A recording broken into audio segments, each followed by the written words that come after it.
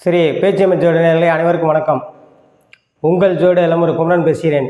2025ஆம் ஆண்டு புரட்டாசி மாதம் சிம்ம ராசிக்கு உண்டான பலன்களை இங்கே பார்ப்போம்.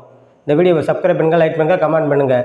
சிம்ம ராசி நேயர்களே, புரட்டாசி மாதம் ராசிநாதன் சூரியன் 2ஆம் இடத்தில் அமர்ந்து 2 கூடிய புதனும் ஆட்சி உச்சம் பெற்று புரட்டாசி 14ஆம் தேதி வரைக்கும் அந்த இதிலிருந்து 3ஆம் இடத்துக்கு மாறுவதும் வெகு சிறப்பான முன்னேற்றம்.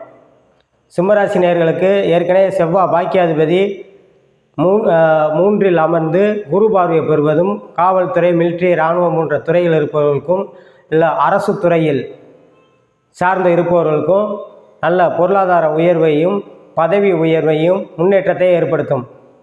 அதே இது 7இல் சனி இருப்பது ரொம்ப நாளாக சிம்மராசி நேயர்கள் புறமே ரொம்ப கஷ்டப்பட்டு கொண்டு இருக்கிறார்கள். திருமணம் நடக்காதவங்க புறமே நிறையா பேர் ஏற்கனவே நான் சொல்லியிருக்கிறேன். சிம்ம ராசியை பொறுத்த வரைக்கும் 7இல் சனி இருக்கும்போது திருமணத்தை கண்டிப்பாக நடத்தி வைப்பார்.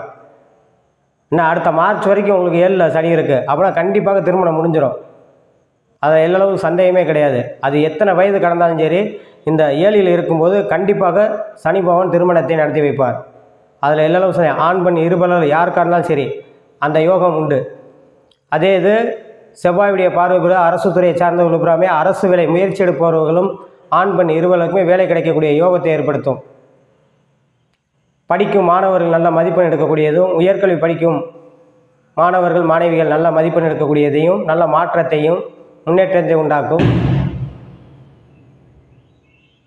ஏற்கனவே கல்யாணம் முடிந்தவர்களுக்கு நல்ல பொருளாதார உயர்வு, குழந்தை பாக்கியத்தை ஏற்படுத்தக்கூடியதையும், கணவனால் மனைவியால் கணவனுக்கு நல்ல அனுசரித்து செல்லக்கூடிய யோகத்தை உண்டாக்கும். இந்த சிம்மராசி நேயர்கள் லக்ன அதாவது ராசியில் கேது இருப்பது சற்று உடல் ஆரோக்கியத்தில் குறைபாடுகள் வரும். அதே இது எதையும் யோசித்து ஒரு முறைக்கு பல முறை யோசித்து செய்வது நன்மைகள், நல்ல பலன்கள் உங்களுக்கு நடக்கும். எடுத்தம் கவிழ்த்தம்னு சில விஷயங்களை செய்யாமல் கொஞ்சம் ஆராய்ந்து யார் பேச்சையும் கேட்காமல் உங்களுடைய முடிவு சுய முடிவாக இருக்க வேண்டும். அப்படி எடுக்கும் காரியங்கள் எல்லாமே 100% உங்களுக்கு நன்மைகள் சேரும்.